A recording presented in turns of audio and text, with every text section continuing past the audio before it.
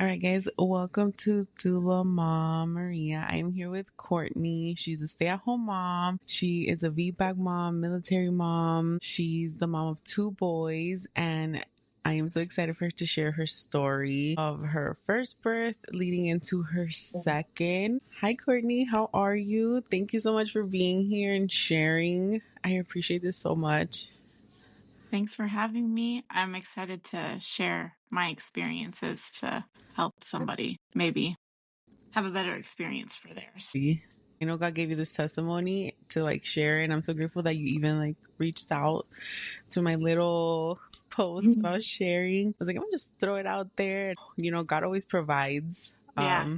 When He puts these little nibbits in my spirit to just throw it out there.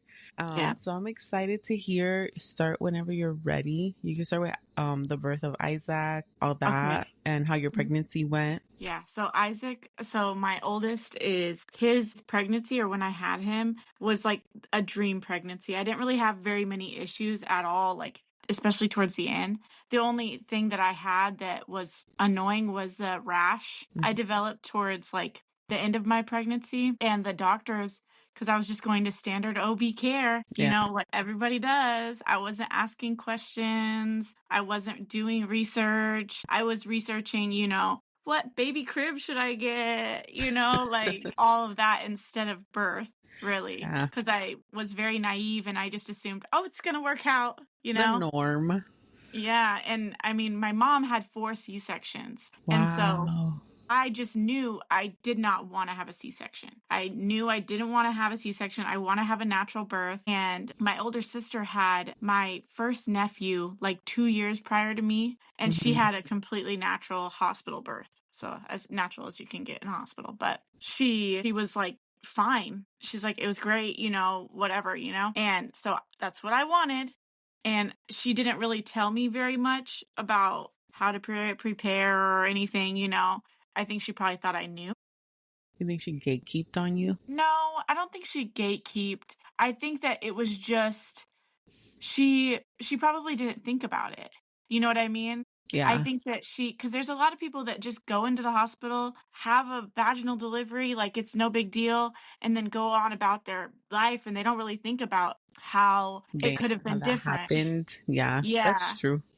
And That's very so true. I don't think she cared because it worked out for her. You know what I mean? Yeah. And so for me, when I told everyone I was pregnant, she was like, "Oh yeah, just make sure that you try to have a vaginal delivery. It's a lot better, because I hear C-sections are so much harder to recover from." And I'm like, yeah, that's what I'm going to try to do. And so I get all the way through my entire pregnancy, and during it, I would ask certain questions to the doctors, and they would just kind of give me these cookie cutter answers, and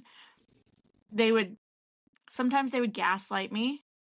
And then I would go into around maybe 30 weeks pregnant, because I was feeling Isaac pretty early on.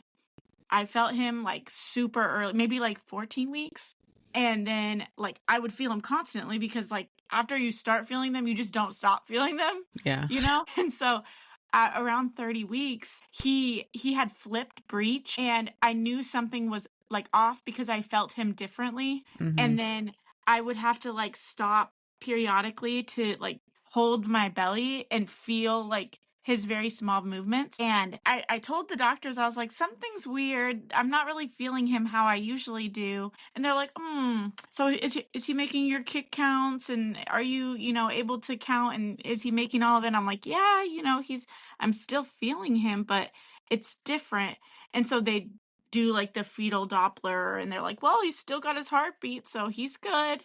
And then I'm like, okay, I don't know any different. I didn't even know what breech was. Wow. At the time, right? I literally just did zero research. I was so naive to think they'll tell me if something is wrong. Yeah. Right?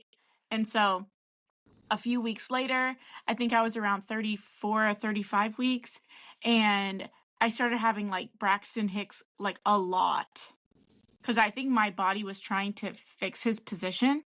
But he was just stuck. And so, wow. So you didn't do anything because you didn't know, like, no, spinning I had no idea. babies, Nope, I could have chiropractic been. That's care? what bothers me so bad is I could have been doing all of the things, but they were so in and out of their care that like they didn't care about me. Were you in the military already or not yet? No, I was in the military. Yeah, I was So this going was to. military care? No. No? So Okay. at the time, my husband was active duty and we had the option of giving birth on base and we had the option of seeing in a clinic outside of base that wasn't military Okay. affiliated.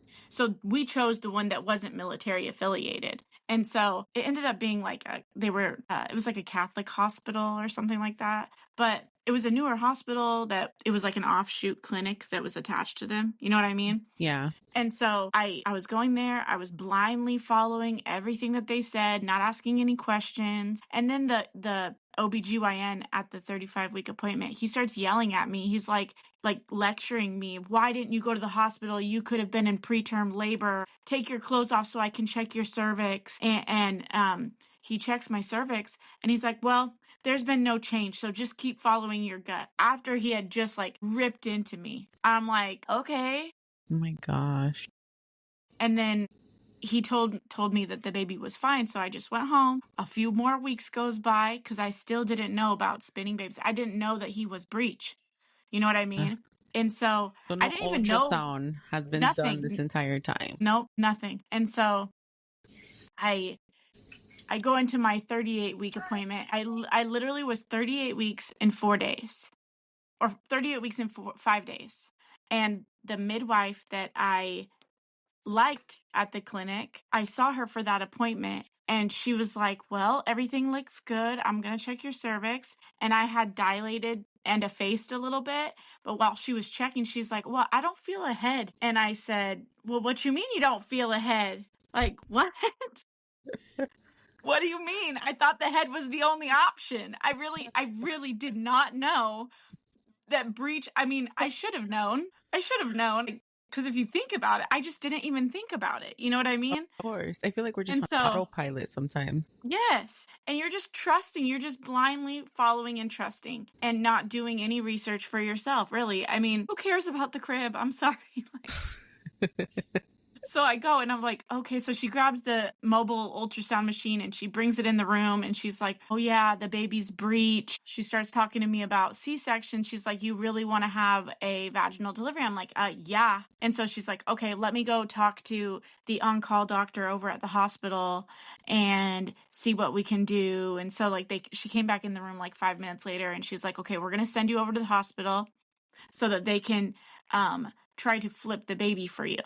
And I said, okay, because I don't want a C-section. Yeah. And so that was 38 weeks and 5 days. I went in there. It was 38 weeks, 5 days. It was the afternoon that I went into the hospital and they gave me like medication so that I'd stop having contractions. They tried for like, I want to say 5 minutes trying to get him to flip.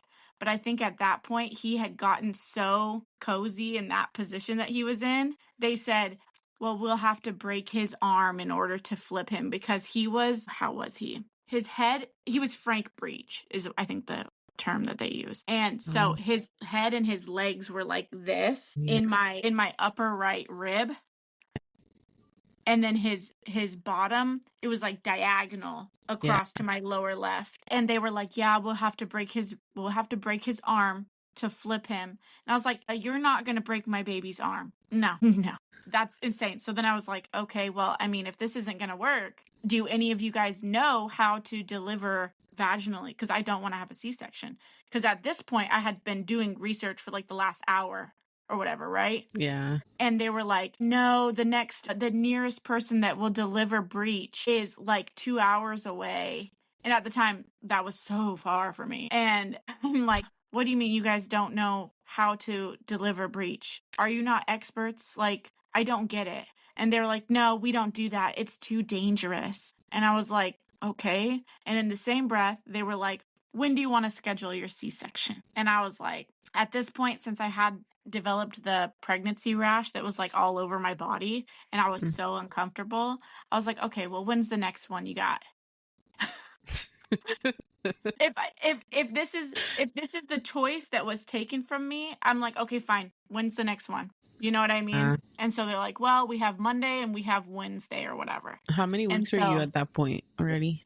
I don't know if you mentioned. he was born exactly at 39 weeks. Okay. So all of this happened within like a 2-day period. I went home from the hospital on the 38 weeks and 5 days mark or whatever, and I was like on an ironing board for forever trying to flip him and trying to do what I came across on the internet in those 2 hours that I was researching. It didn't work, and I was like so defeated. So I was like, whatever. I mean, I had no idea the complications that C-sections could have. I had no idea that every single pregnancy that you have after is going to be impacted based off of the C-section that you had, the one C-section that you had. So I didn't know that. I was just focused on what I have right now, right? Even though I knew I had wanted more kids, I didn't know all of that other stuff. And so we went into the doctor and we went into the hospital on the next following Monday, and they did a C-section. And thankfully, I mean, I didn't really have complications, although they said I lost quite a bit of blood, but I felt fine. Yeah. And I healed just fine. And my husband went back to work at like day 10 or day 14. And he was talking to his boss. He's like, I think I should probably take more leave because she had a C-section and she can't really like drive or go up and down the stairs and, you know, all the things that the doctor was saying, like, don't do too much. And then you're just at home like, well, what is too much? Yeah. You know what I mean? Really, like, because you hear horror stories of like people's incisions opening up. Yeah. And like infection and all of the things. So I'm like, well, I don't know what I can and can't do. And at the same time, because they had told me in order for this rash to go away, you just deliver your baby and it'll go away. They didn't tell me that it would stick around for however long the fetal cells were inside my bloodstream. And so it literally, like, this rash hung around for like, I had it for probably more than 12 weeks total. And I had it for, I want to say like 6 weeks postpartum. Wow. And so I was showering multiple times a day with this like numbing soap to numb the itch that I had all over me. I couldn't sleep because I was so itchy. And then the medication that they gave me during the C-section, I was so swollen, and the rash was so swollen and like, my gosh, so you were very uncomfortable. oh yeah. And then I was trying to learn how to breastfeed, but because this rash, the doctor at the hospital was like, "Oh, just take Benadryl. Just take Benadryl." And I said, "Okay, all right, no problem." No, like, I know this is like what, maybe I'm having a reaction to the medicine or something that they gave me, and I know that the Benadryl is like antihistamine or something, right? So I was like, "Okay, cool. I'll take that." I didn't even think, "Okay, how is this going to affect my breast milk supply?" Oh my gosh. And then Isaac was like eating constantly, just constantly, so much. And then I would try to pump. And when I would pump, I would get like barely anything. And it was like probably day 6 or 7. The doctor was like, his doctor, his pediatrician was like, is he breastfeeding or what? Because he's not gaining a whole lot of weight how we'd want him to. And I'm like, yeah, he eats all the time. Constantly. And she's like, okay, and like, how are you? You know, like, what's going on with you? And I told her about everything, and she was like, okay, well, I'm gonna need you to not take the Benadryl and maybe try to find like a cream to put on, you know? And I'm like, okay, I can do that. That's fine. And so I did that. And then when I did that, my milk supply it just was fine. Yeah, it was fine. And he was gaining well. And then after that, he was like 6 weeks old. I had went into the 6-week appointment when they're like, oh, so what birth control do you want to be on? And are you depressed? I don't know. You know, like, I think that 6 weeks, because I feel like depression, like the postpartum depression, can develop like at pretty much any point. Yeah, it's like so you're first like, full year after you have a yeah, baby. It can yeah. pop So it's up. like I'm barely getting healed from the C-section. I am in love with my baby. Yeah. And I feel okay, you know, like, but then like, you don't know, like what, you know what I mean? Like, you're just like in this fog. Yeah. And so we moved from Washington State to Miami when Isaac was 7 weeks old. And so it was a lot. I think when we moved, it was so hard for me because since I was still healing from the C-section and I moved, I didn't have a new doctor. I didn't have somebody that I could go see straight away when like I wasn't feeling right. You know what I mean? Yeah. And so, and then with him, the hospital that I gave birth with him at had like a huge lactation support, and like you could go to these groups and it was so easy. You know what I mean? Because the Yeah. hospital was like in Washington, the hospital was like a mile away from my house. Wow. So I could just literally just pop in so easily and then go about my day. It wasn't this huge thing, right? But when we moved to Miami, it felt like I had nothing and no one, and I didn't know what to do. And then right before we moved to Miami, the doctor, the pediatrician was like, okay, well, we need you to go get Isaac's weight check and this check. And because he's not really gaining how we want him to, but it didn't make sense because I knew I was producing a lot of milk. Yeah. And so I was like, okay. And so we took him in and he wasn't gaining how he was supposed to. And so after those experiences, I fell into this whole world of birth and going down all the rabbit holes, Yeah. all the statistics, all of everything. And I was seeing like all of these amazing videos of home births, and I had felt so robbed from the first experience that had literally immediate intervention that when it came to the second one, I wanted zero intervention, nothing. I wanted like Mary in the manger. Just leave me alone. Just me and my husband. And I that's how I totally get described that. it. I don't want anyone to touch me. I don't want anyone to talk to me. I just want to be in here alone with my husband. And I just want you out there just in case. Yeah. You know what I mean? If I call for you, then, you know, you can come in. But if I don't need you, then I don't want you in here. You know what I mean? Yeah. Because Miami has such a Florida, but especially Miami has such a high C-section rate. Yeah. I was so terrified of getting pregnant while we lived there because I knew how hard it is to have a VBAC in an already high C-section climate. You know what I mean? And how hard you have to fight for that. Yeah, very much so. We're like 1 in 2 right now in Miami-Dade. Like 1 in every 2 moms. I think when I lived there, it was like 33%. So now it's like already up almost to 50%. Yeah, so 30, it's nationwide. I think statewide, it's like at 36. Okay. But Miami-Dade County specifically, it's like 1 in 2. The last time I had checked. And I was like, what? And so, yeah, it's a lot of moms are having C-sections. There are some hospitals who don't even we don't do that here. No. You know what's sad is when I first moved there, they sent us to, his new pediatrician had sent us to the hospital, the children's hospital, because Isaac they were worried because he was breech that he would have hip dysplasia or hip issues with his hip. So they sent us to go get an ultrasound of his hips done. And while I was in this room with him, the lady who was ultrasounding his hips was like, oh, you're so lucky you had a C-section. Vaginal deliveries are so dangerous. And I literally I walked out of there after his appointment and I was so dumbfounded that people believe this is like a luxury. Yeah. You're being robbed. Like, there's so many unnecessary things that are happening and you don't even realize it. Yeah. I was so dumbfounded. Like, I can imagine, because now that you opened up the other side of the door, everything that we basically essentially missed out on birthing in the system with lack of knowledge, right? Yeah. Because that's usually what happens. Because I meet moms time and time again when I go to the pediatrician, and since it's a holistic pediatrician, so many of them end up in C-sections, and it's just like nobody had a good experience in the hospital. They're trying to do something different for their second because they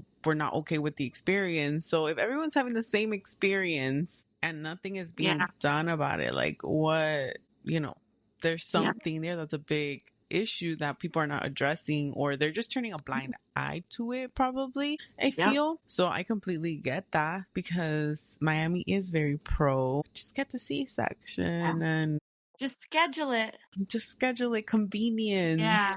It's so nice. Convenience is so nice.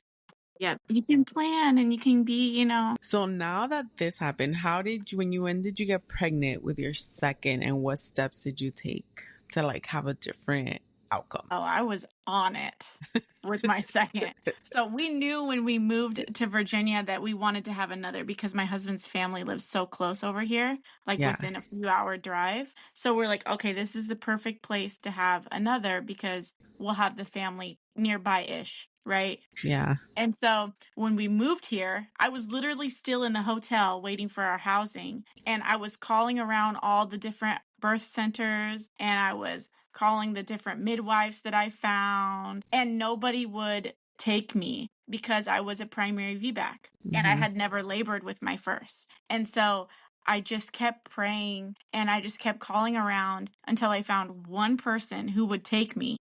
Wow. One person. And I don't know if you've heard of her. Her name's Christine, but she's Redemption Midwifery. I don't, probably. You have to send me her Instagram so I can look at that. Yeah. She was such a gift. Literally. I know for a fact if she was not my midwife, I would have probably had another C-section, just with how everything played out. And I know like God completely sent her to me, because afterward I was praying a lot and I was like, well, let me just look up this Christian birth workers, directory, because once you go down the rabbit hole, you realize just how weird birth can get and how like really wild stuff be happening, and like these ritual stuff that happens, right? Yeah. Because it happens with death, it happens with birth, it happens with life, right? And so I was like, well, I want to make sure that everybody that is coming in this area is a follower of Christ. Yeah. I want to protect the space and the sacredness that it is, right? And so I saw her name on the list and I was like, yep, okay. She's good. She's good. I feel safe with her, and she is just listening to everything I say.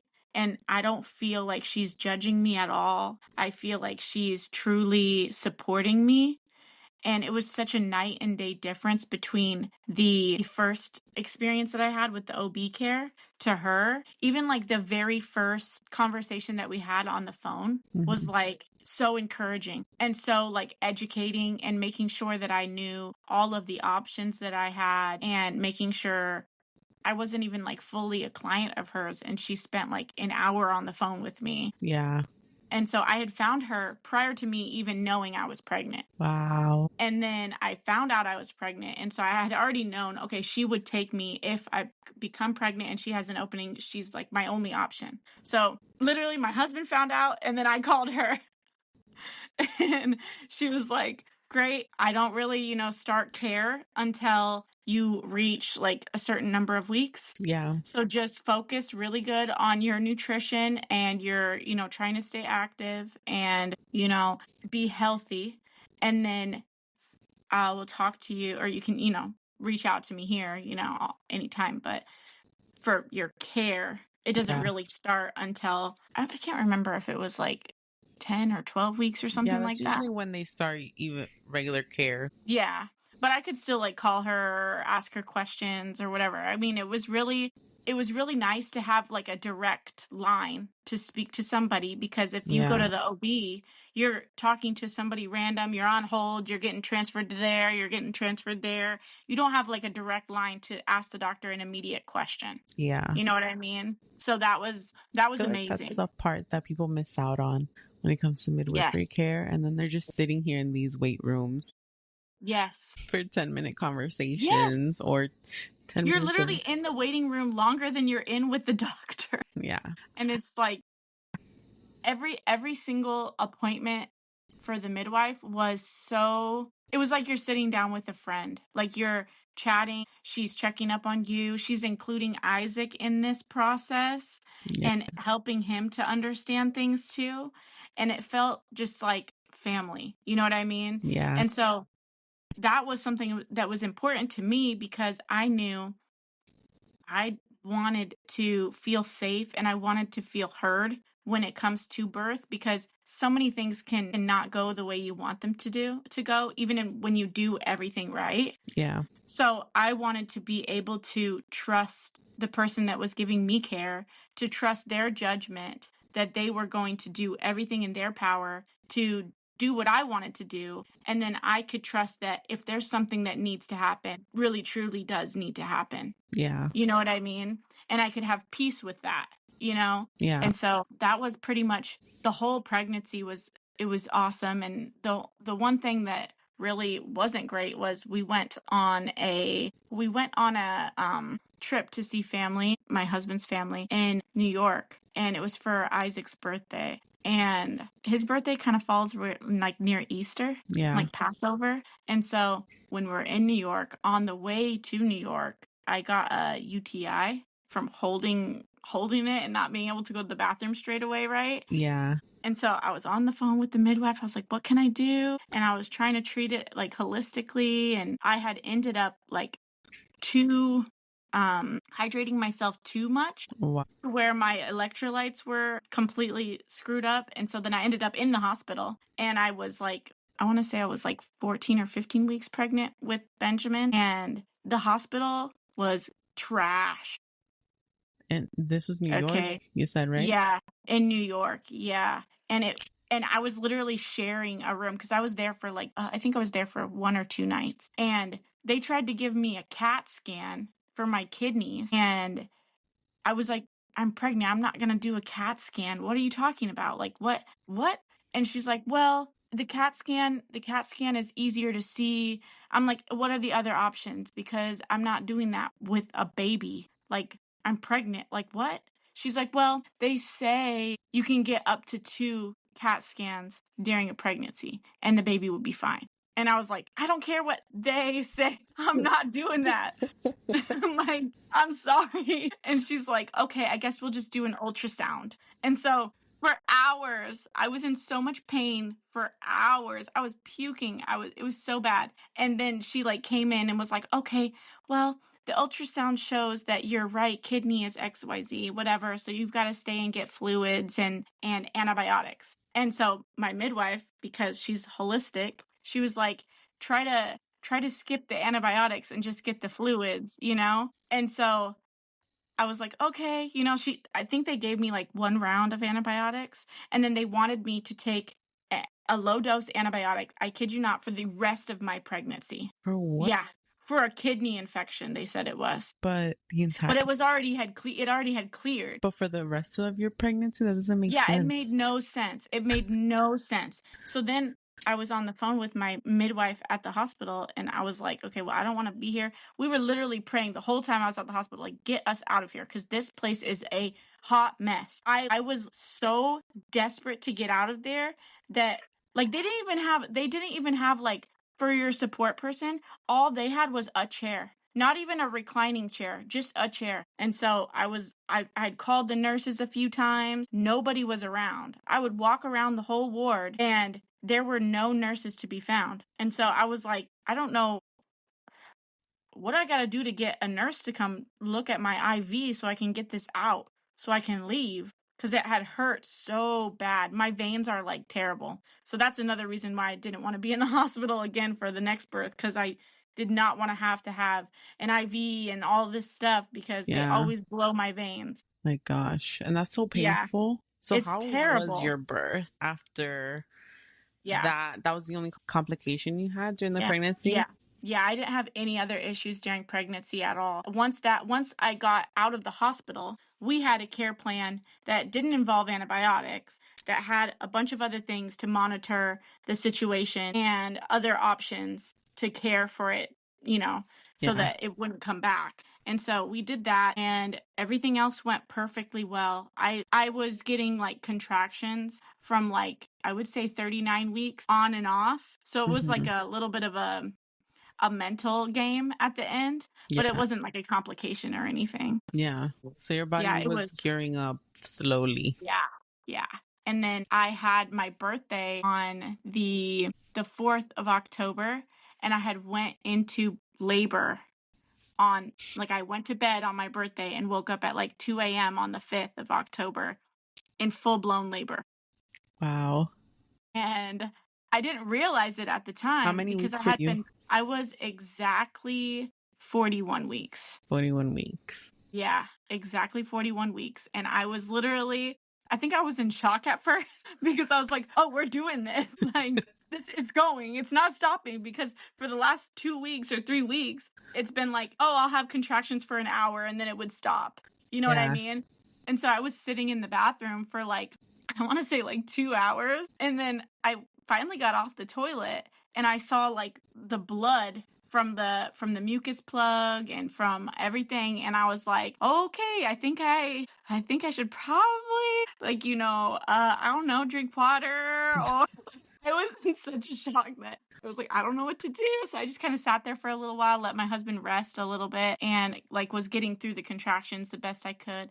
I think it started around 2 a.m., 2 to 3 a.m. Yeah. And then by 7 a.m., I was like, you got to call the midwife because these contractions are a lot.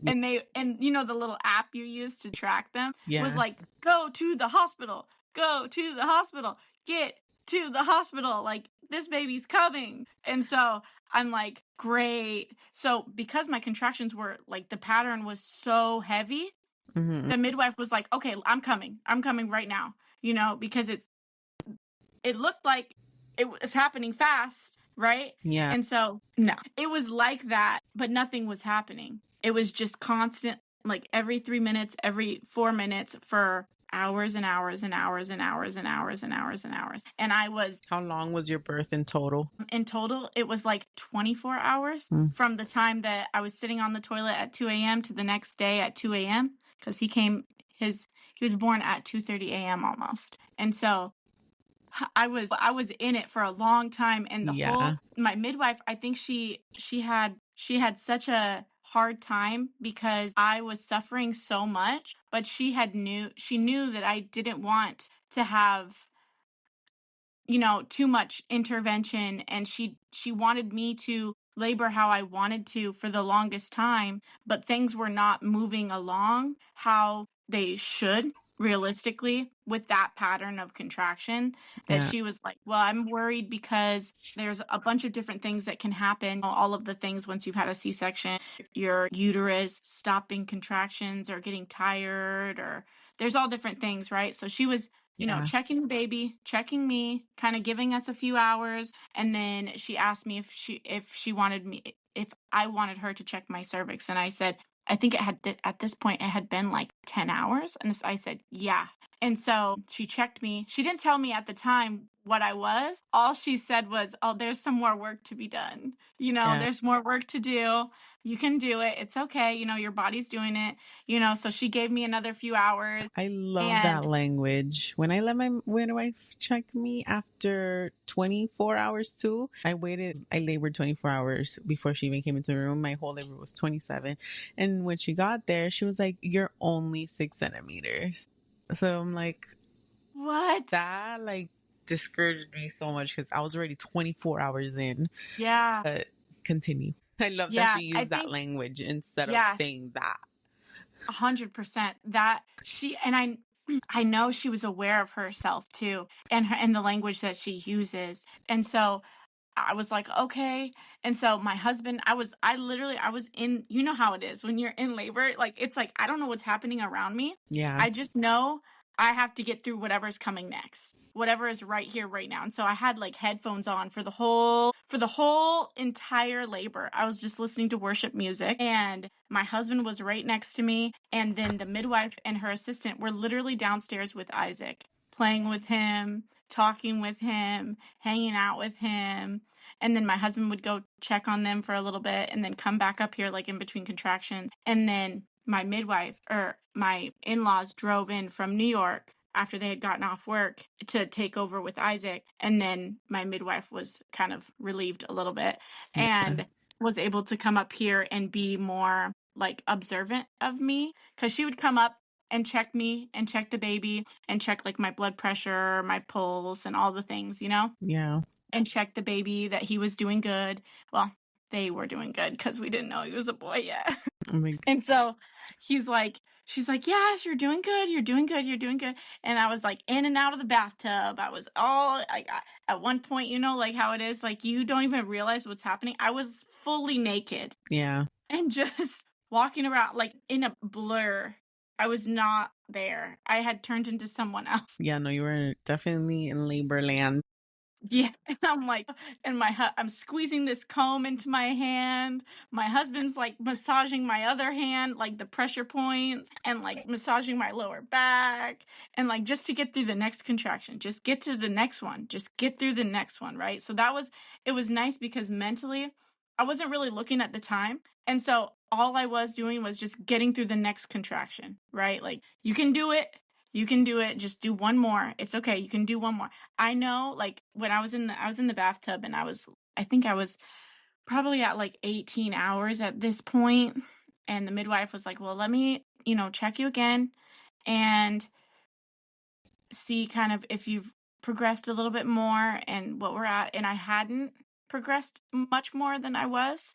And she's like, okay, well, I'm kind of concerned. We gotta get you out of the bathtub and do some different stretches or whatever to put the baby in a better position. And so these ladies, when you do birth work, it's like you have to be so strong to like literally hold the full pregnant woman, because the birth assistant that was with her, they were doing all the different spinning babies things with me. That was torture for like 2 hours. That was literal torture for like 2 hours. I don't know how I got through like forward leaning inversions in labor, like 10 contractions each. Oh my gosh. Upside down. I don't know. But they held me. My husband was there, held me, and we got it done. And then I think they did another like random, I'm not sure what it's called, but she was standing behind me. I was kind of like sitting on her legs against the wall, and she had her arms around my belly, and she was kind of like holding my belly up and in. Mm-hmm. Like and so I think a little bit, yeah.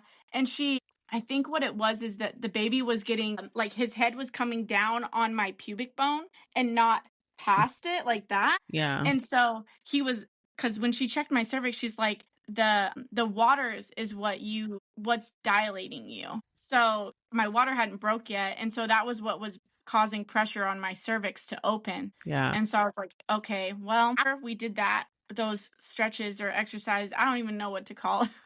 Because at the time I was like, this is terrible. And she's like, well, let me check you again. It had been 2 hours, and afterwards I found out that I had went from like a 4.5 to like, I think she said I was like 8.5 or 9. Wow. In 2 hours. Yeah. Because now the baby's head was there. Yeah. She was able to get the baby to engage. Yeah. And so after that, it was a lot smoother, although there was a few times where like I couldn't eat the whole labor. I couldn't keep anything down. I couldn't drink. I couldn't like hydrate or anything. So for a while after that, she was watching me pretty closely because I couldn't keep anything down.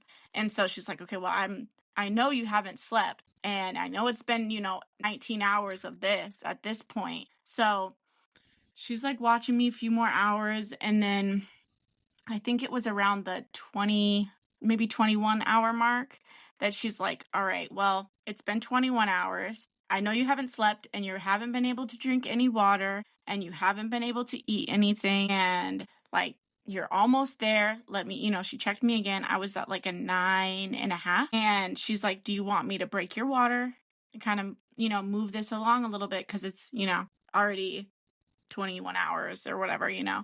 And I was like, yeah, I do. I definitely do it.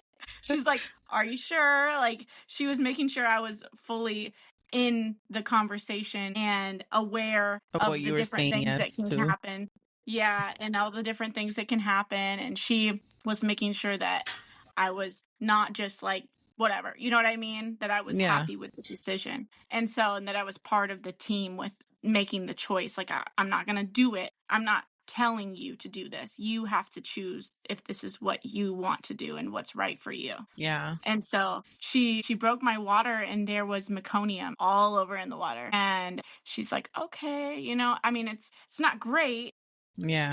But we'll keep, watching for another hour or whatever and see. At this point, it's like the 22-hour mark because I was 9.5. So she just thought like, okay, this baby's going to come like pretty quickly, And so at the 9.5 mark, at the 22-hour mark, she was like, all right, it's been 22 hours. We don't know how long, the meconium was in there. We don't know how much longer you have in you because you haven't been eating or drinking or anything and you haven't slept. And I just want to make sure that you don't get too exhausted because that's like the number one reason for transfer. Yeah. Right. And so she's like, I think that it's a good idea just to start trying to practice push and see if we can get the baby to come down more and if he'll, come out or whatever, So I spent a few practice pushes and she had held the cervical lip to the side so that he could come more out, I guess.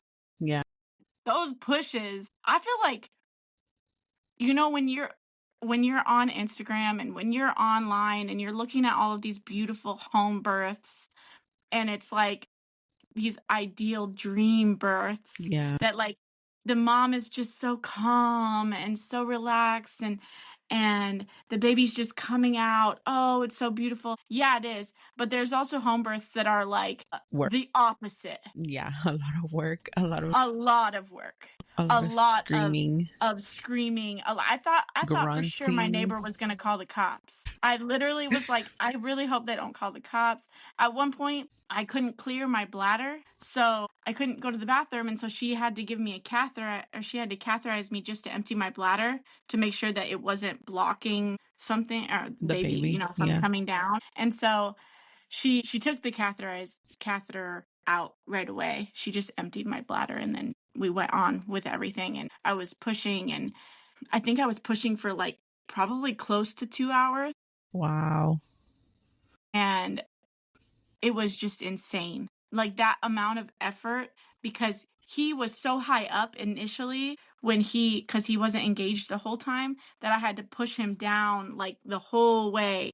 Yeah. And with the meconium that had come out, she's like, I just don't want to risk you being too tired and then having to transfer you. And then I know with the meconium, then they're probably going to take him to the NICU and do all of the things that, I mean, who knows if it would have been necessary or not at the hospital, but it wasn't at home. So yeah. So he came out and he wasn't like crying right away. My husband had caught him and put him on my chest because that's one thing that I really, really love about my midwife is that she's very present, but she's not hands-on. Yeah. You know what she does not insert herself unless it's necessary. And so she's very conscious of that. And I felt so not like empowered. You know what I mean? Because she's like, this is your baby. You grab your baby. Or like she would tell my husband, get down there, grab your baby, catch your baby. You know what I mean? Yeah. And so, take that cord and unwrap the baby. It's okay. You're fine, And so my husband caught the baby and was like, it's a boy. And we all knew, like, I was like, I knew it was a boy. I'm like, you just feel it, you know? And so he put him on my chest and he wasn't crying right away. He was very calm and he was just kind of chilling on my chest, but he had like tons of snot in his nose. I'm not sure what it was in his nose, but whatever it wasn't anything like harmful to him, right? So I was grabbing it and I was like wrapping it around my hand trying to like take it off of him and grab it off of him. And finally he started crying and it was like, well, the scary part happened then is that the placenta was getting ready to come out, and my midwife she was just giving it like very light traction, I guess she said, like very little traction, and the cord snapped with the placenta still inside of me. Oh, and so she was like, crap. So she had to go in and get everything really. And I started to hemorrhage, I guess. And her and the assistant, like they were just shoving whatever medication that they have in every single hole that I had. And I was looking up at the fan next to me and I was just holding my baby. I was like, God, please don't let me die. Like I don't think I was like registering what was happening fully, but I could feel the blood rushing out of me and pooling around. around me. And so I was like, yeah, if this doesn't stop, then we're going to have real problems, because on this base, there's no hospital on this base. Yeah. And so to get to the nearest hospital, I mean, there's emergency services, obviously, but I think they said, like, when I called them, I think it was like they have like if you're on base, because they're nearby, I think they have like a 2-minute response time or whatever, 2 to 5 minute response time. Yeah. But that's still a long time if you're bleeding. Yeah. Right. And so I was like praying while I was waiting for her to do whatever she did. She injected me with I think Pitocin. Yeah. And it worked. Thank God it worked. Wow. And after that, she was like, well, I'm going to need you to, stay in bed for like the next 2 weeks. I don't want you to be going up and down the stairs and doing all the things and risking losing more blood. Yeah. So, I need you to rest. And I didn't tear like a typical tear.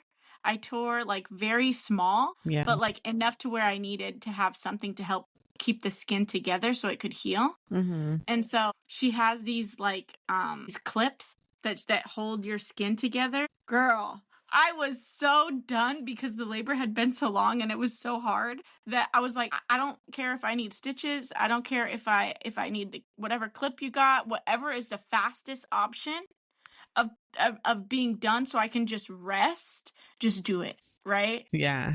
Imagine like the claw clips. Imagine a claw clips, but like metal and like vagina. Pointy on your skin and your vagina. And I was like, at the time, I was like, just do whatever's fastest. After that, I had to have that down there for like 2 days or 3 days. No, I should have just done the stitches. I don't know. I did the stitches because I tore with my second, and that was having to lay there. Yeah, that was what I was afraid of, because I was like, I don't know if I could do it. I was after 27 hours of labor. I still had to get like another hour being worked on for him to stitch me up, her birth assistant. So yeah, not fun. No, that sounds terrible. It just sucks because that's your area. Yes, and then it was so swollen that I couldn't sit down properly. Yeah. And so when I had my first, it was like an ideal C-section experience, right? I had no complications. I could sit, I could do everything. So I was sitting here comparing an easy C-section to an extremely difficult, hard vaginal delivery. And I was like, okay, I don't understand why this is so hard. It's supposed to be so much easier. I'm supposed to heal faster. Well, guess what? Well, I'm like 18 months in, and I still don't feel like I'm fully healed yet. Mm-hmm. I've done pelvic floor therapy. I've done I have been focusing on like the diastasis recti exercises. And it just, I don't know if it's like, it just feels different and that's the new norm or whatever. But man, I just feel like that experience just completely gave me so much compassion for women who have a hard go around the first time and end up in a C-section, and why they would choose a C-section again. You know what I mean? Yeah. Because if you have an ideal C-section, like, that's not scary because it's ideal. You know what I mean? Yeah. And so you're like, well, if it's planned, it won't be so scary as like an emergency, right? Yeah. I'm like, no, it makes sense why they get you where they get you, right? At the same time, and why people just opt out for a second one, because it's like, why would I try something new that's probably could traumatize me? If it already probably traumatized me the first time, why would I add more trauma? I'm just gonna do the safe thing for myself. And the thing that got me was during the contractions while I was in the bathtub, I just kept thinking, I had my head leaned against the tub like this. I was like, now I understand why people get that epidural, because that thing sounds so nice right now. Even though like so I'm already so many hours in. Would you do it again? Yeah, insane. It's insane that even through the difficulty of how labor played out, I would do that again 10 times over to avoid feeling like I was robbed that I felt with my first. I felt with the second one, even though it was so hard, I felt so empowered. I've never felt that powerful in my life. You know what I mean? Yeah. I've never felt so in control and like, I did it. You know what I mean? Like, did it. You did I what you were trusted designed to do. God. I trusted in his design. I followed the way that he designed us to go, right? I mean, obviously, midwives have been around forever. Yeah. It's not like that's We not just started a birthing in the necessary hospital in thing. the last 100 Yeah. years. So if you think about it, that's nothing. Yeah, for real. I kept thinking, all of these people have done it before me, so I can do it too. It's not something that you can't do because for the longest time since my mom had 4 C-sections, I was like, okay, is there something wrong with me? Like, is it possible that it's me? But I read the Guide to Natural Childbirth by Ina May Gaskin, and I read the part in her book, or I remembered the part in her book that it was talking about old midwives and what they used to have to do in their stats, right? How can you have thousands of women, right, and not ever have to need a C-section or need a surgical intervention? We're not broken. We're not broken. It's the system that's broken, and our bodies are trying to adapt to To the that, yeah. situation, and it's overcompensating in ways that we can't control, and that's not part of the natural order. Yeah. No, it's And so, definitely our society has been brainwashed, conditioned to view birth this certain way, and it takes us waking up to even want to research, and it takes even more boldness to want something different, right? Because people want yeah, familiar. yeah, So even if it wasn't what they wanted or wasn't a great experience, it's familiar, right? So kind of like the reason a lot of people stay in like abusive relationships or unhealthy friendships because it's it's comfortable. They know what it is, and it it's happens because in the birth. unknown. Yeah, and it Yeah, happens it's in the birth. unknown. When I was towards the end of pregnancy, I kept praying because I had never labored with the first Yeah. one that I had, right? And so I was very not I wouldn't say scared. I was nervous because I didn't know what to expect, right? And so I kept praying. I was like, I don't know if I can do this. This is like new. I don't know what's going on, like if how I'm going to handle the pain and all of the things, right? And God just told me, he said, you know me, and I know how labor goes. So trust me, right? Wow. If I know, you don't have to know That's so because you know me. powerful. Yeah. Yeah. And so Amen. when I did that and when I had that prayer and I got that response, I just had this peace come over me and I just knew like, everything's going to work out. I Because love that. regardless of That's like whatever the happens, confirmation that you know it's God. Like you just get that instant peace. yes, and whatever happens, you know that you did everything you could and you set yourself up the best you could to honor you and your body and your baby the best you could in the design that God has. And if you need to go outside of that because something happens, whatever, you did everything you could Yeah. because some things you just can't predict. Yeah. And No, that I was mean, one thing the Lord put on me right now to put home birth in a pedestal because we do still live in a fallen world. So things do happen where you do need to be transferred. And yeah, that's like the ideal situation is to be in the hospital setting, right? So it comes from a place where you have to acknowledge, like, okay, this is happening in the hospital, right? There are certain aspects that are not okay.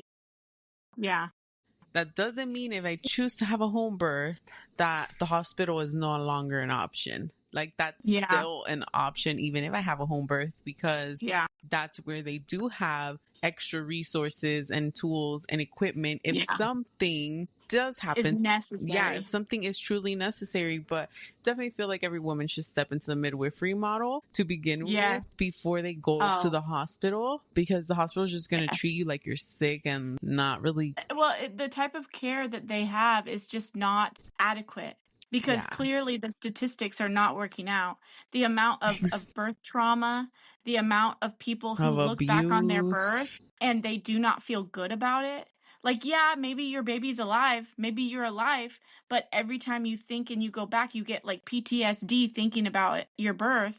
That's not a good one. Yeah, That's not a good outcome. that's not a good sign. And it's definitely not something that is ideal because the statistics for home birth are leaps and bounds better, but people are so fear-based in our society that Yeah. they're afraid to step into responsibility for their own actions. Yeah.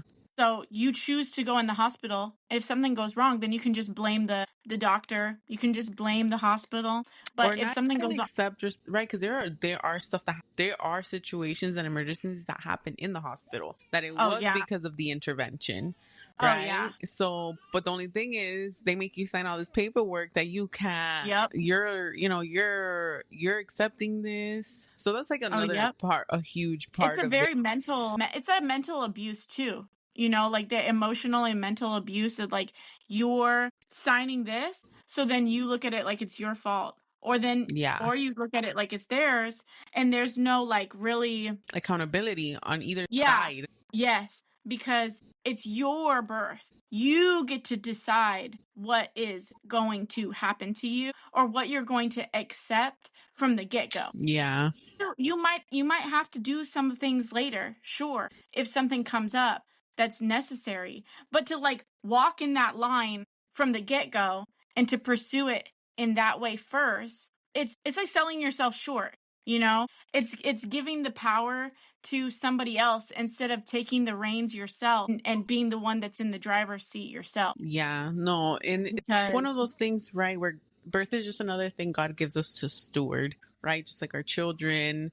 yep, And that's, I feel now that I've grown, right, now that I've had two VBACs, have been, after supporting so many moms and stepping away from the hospital system, it's been very, how can I say this? My eyes have opened to yeah, that this is very just spiritual. And now we're yeah, just, it's more about stewarding, right? Like what you said about doing the best that you can and then accepting that you did do the best that you can. And you just have to accept the outcome and still trust the Lord yeah. in it ultimately. I thought that one of the hardest things when it comes to home birth, in my opinion, is finding the right provider and the right birth team, because there are so many people in this space that bring a fear mindset in with them, even Oh, for though, sure. There's even midwives who don't practice how you would think a midwife practices. They yeah, practice more how an OB would probably yes, practice, and they're very medicalized. So there's definitely, how do you say it? like a range. Yes, a range of care, right? Because with my first VBAC, there was trauma, right? And it was a home birth to the point that I Yeah, didn't even want to give birth again, where I was like, I think I'm going to go have a C-section again. I don't want to feel another contraction. I don't want to go through this yeah, again. I'm like, yeah, and obviously I had to sit with the Lord with that. And when I got pregnant with my third, just really sat with him with that, because I'm like, God, like I don't want to go through this again. Because even with when I had with my second, I told him I do this, I'm like, I can't believe like we advocate for this intensity. yes, And it just builds character. I'm not gonna lie to you. Like that's yeah. really No, what it it does, is. I think. And I feel I like think that's why when we're you so accomplish something hard, empowered at yes, the end of it. yes. Yep, when So you accomplish something hard and when you did the work and you, you see the fruits of all that. yes, you did that. You didn't pass off that responsibility to somebody else because that's your body, that's your baby, Yeah. that's your experience. I mean, sometimes when I look back on my first pregnancy, I never envisioned myself giving birth. Mhm. It's a weird thing to look back on. I never envisioned myself giving birth. Something inside of me always told me something I was not going to have a vaginal delivery, even though I wanted one. Yeah. That was me too So with my it's like, first. it's like a really weird, I wouldn't say phenomenon, but like what you think is going to happen most likely. And so if you're not surrendering to God and you're just going to surrender to whatever hospital says or whatever the OB says, then whatever they say and whatever happens, it's not really on them. You know what I mean? Yeah. Because you're not the one that's in control. You just passed off that. You just surrendered your entire experience and everything to whatever they say Yeah. instead of God. And whatever God says, and being knowing that God knows what's best for us. And so if something bad happens, we already know in the process, we've honored him and he's with us to not necessarily feel so bad about it. Yeah. You know what I mean? No, he comforts us in that. Yeah, exactly. That's the part that I think that obviously we're missing in society now because a lot of people are not surrendered to God. They don't really think that It makes a he's real, difference on top of or that. it makes a difference. Yeah, exactly that. And I was a believer the first time around, but I was not as strong in my faith. Yeah. And I didn't sit with God and ask him. Like, I would pray, keep me and the baby healthy, help us get through this or whatever, but I never really asked him, like, help me to have a vaginal delivery. Help me to do this the way that you've designed it to be done. Yeah. Or like, You who know? should I go to? Like, make a way. Because that was a big prayer Yes. for me with my third, because my VBAC, my insurance did not want to cover the new midwife that I wanted to work with, because the Mm. old midwife was now covered under my insurance. They even called her and was like, she has availability for your due date. And I'm like, I even wrote a letter of why I didn't want to work with her to my insurance. And they're like, yeah, no, there's a midwife in network that you can go to. So I had to be real with my midwife. And I'm like, hey, I can't afford to pay you. That was a very big difficulty for me because nobody would take me who would work with my insurance. So I had to pay out of So big, pocket. right? So Yeah. she's like, well, what can you do? And I'm like, as a birth worker, I'm like, I don't feel comfortable putting a price on you. I'm like, Yeah. what are you willing to do if you want to, like, still help me? And Yeah. ultimately she did. She gave me prenatal care, right? Then we switched from in-person prenatal care to virtual prenatal care. She's like, we can do on call, like the day of the birth, like if you need coaching, right? She prepared us Yeah. what to get, everything. I only spent like 1,000 something on my third home birth because Wow, that's she was amazing. willing to work. And I told her, I'm like, hey, like, I think I'm gonna free birth this and go to the hospital if something does happen, like that I feel Yeah. like I actually need to. But I'm like, I'm not gonna put myself in the medical system just because of my insurance. Yeah. And I'm like, That's I'm that's not how I gonna feel go about my back to Yep. the other midwife just because my insurance is telling me that's my only option. No. Yeah. I was Don't settle for stuff like that.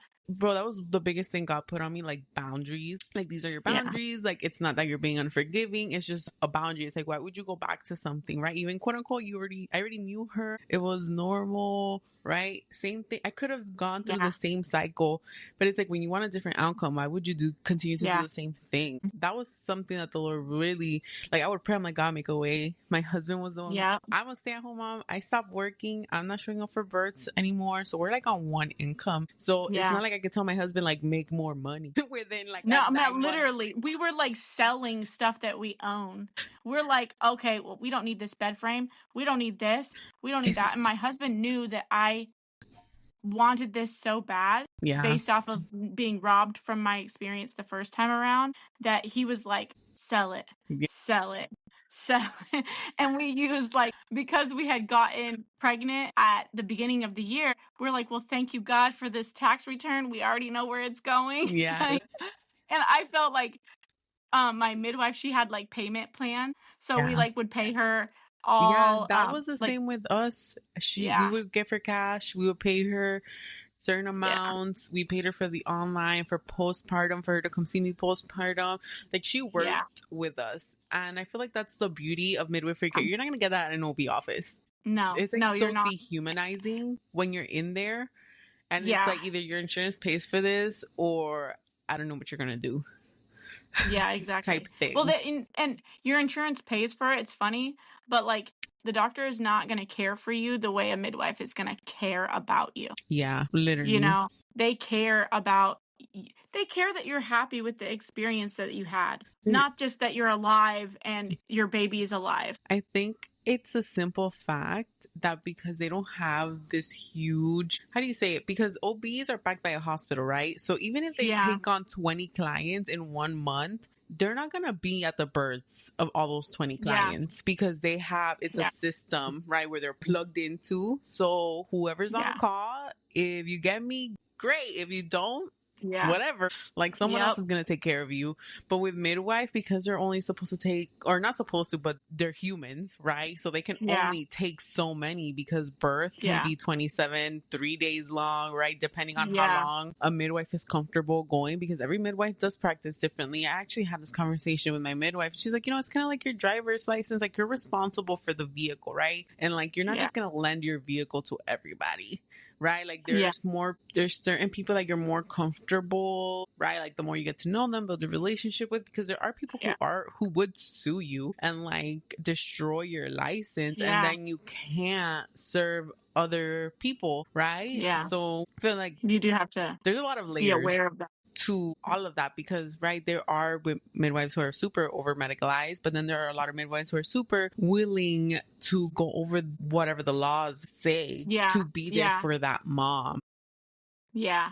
They'll go above and beyond to make sure that You're getting that obviously care. yes, and they're not going to like say, because all of these statistics that are fear-based are not really necessarily accurate statistics, right? And they know that. They're like, this is what I'm comfortable with, and this is based off of midwifery care, which I believe is more accurate as far as like what's safe and what's not safe at home, right? Like they know what's not safe at home.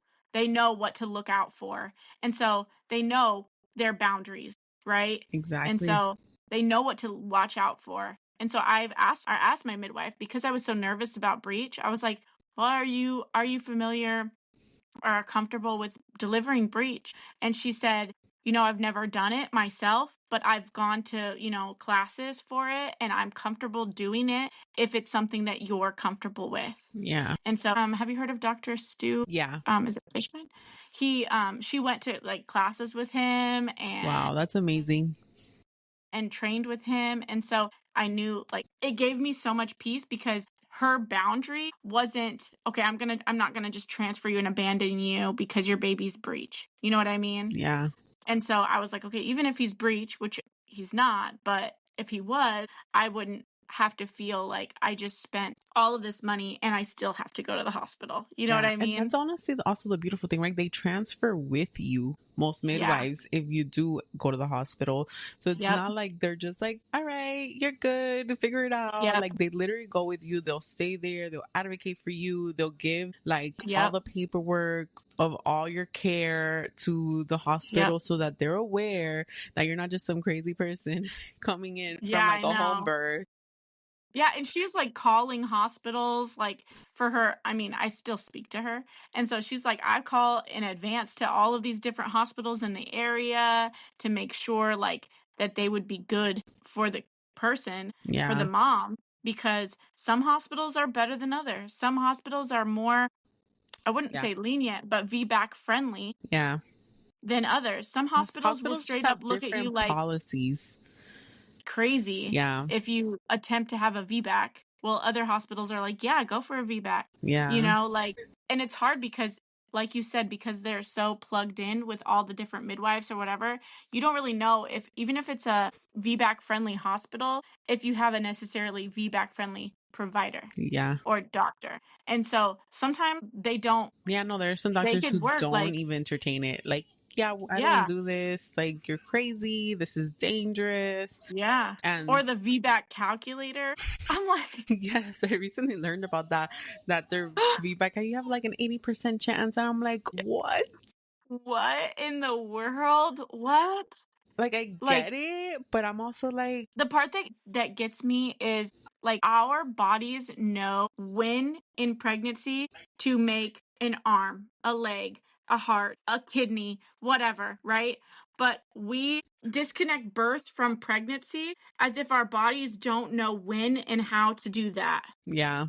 And how to protect ourselves too. Because if your baby is not ready to come out, obviously there's situations that can happen. Yeah. But most pregnancies are not going to just, it's time to go in labor when your baby's not ready. Yeah. Your body knows, like your baby knows and your body knows, they're working together in unison to be born and come out alive. Like our bodies know that. And I think it's sad because our brains are like disconnecting that process. You know what I mean? Like, sure. Yeah. We're not acknowledging that our bodies know what to do. We think it's like two separate events. Like, okay, now I'm pregnant, but now I need help.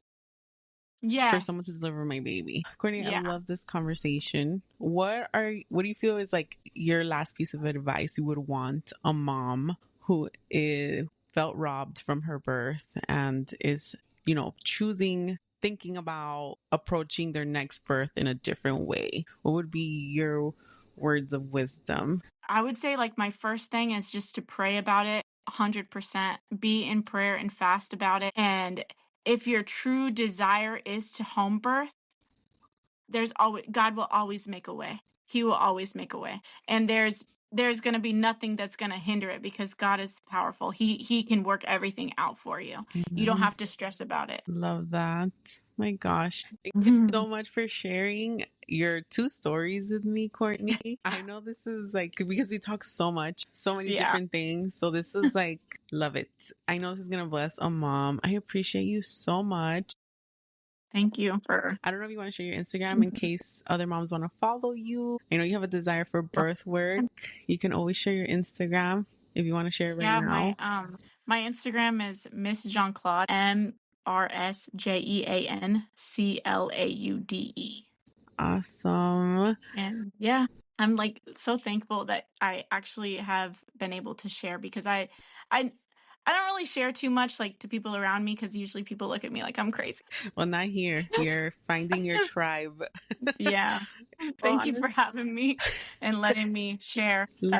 Okay. I'm so thankful. No, of course. I'm going to stop recording. Okay.